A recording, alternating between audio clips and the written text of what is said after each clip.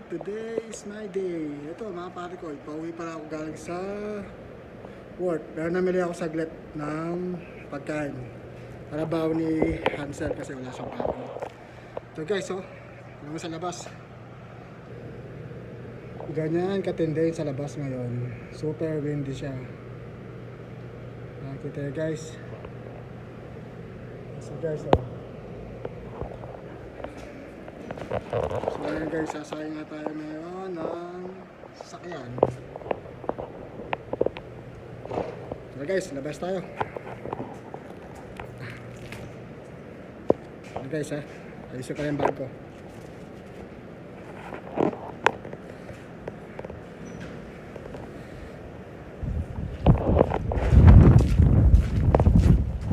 So guys, super windy talaga. Kaya sa labas natin, yan. See guys? Ganyan gawin din dito. Ganyan. See?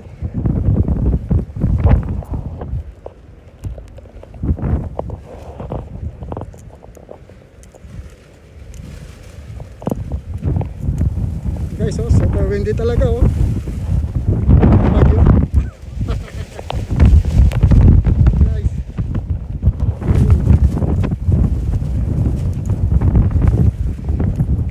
Tayo sasakyan ko. Malayo lang.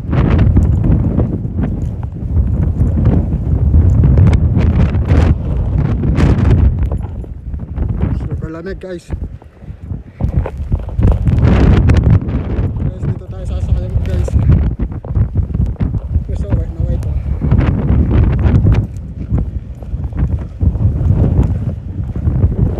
Guys, dito na sasakyan ko.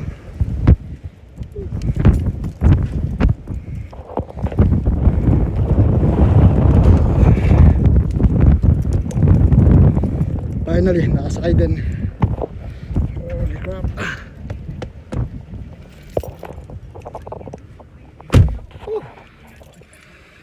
Sobrang lamig guys. Pare ko ito yung kalaban namin dito sa Canada. Sobrang lamig, mahangin. Ngayon lang nangyari ito mga guys. Hinahin ko lang yung radyo natin. Ito guys, tingnan mo mga salamin ko. Guys, nakoveran na ako. So wala na ako nakikita yun guys. So ano natin muna yung sakyan ko. Buti umandar siya. Ano lang yan, minus 7 lang yung lamig intake natin, pero malamig talaga.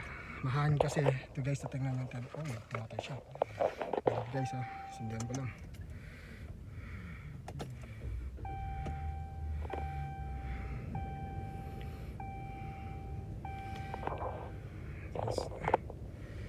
Ayusin natin yung program ko. Kakala ko na. Yun, dali. Ito guys, tingnan mo guys. Minus 7 yung temp ngayon. So tingnan mo sa labas guys. Bumugaw yung sakyan sobrahan guys. Bumugaw siya magalaw. So sobrang lakas talaga yung hangin guys yung mga salamin ko. So kailangan muna natin heater para ano yung yelo, matunaw. So ito guys, ingat kayo palagi lalo yung mga nasa Canada. Safe drive. Alam ko madulas ngayon. So ito, madulas pa rin.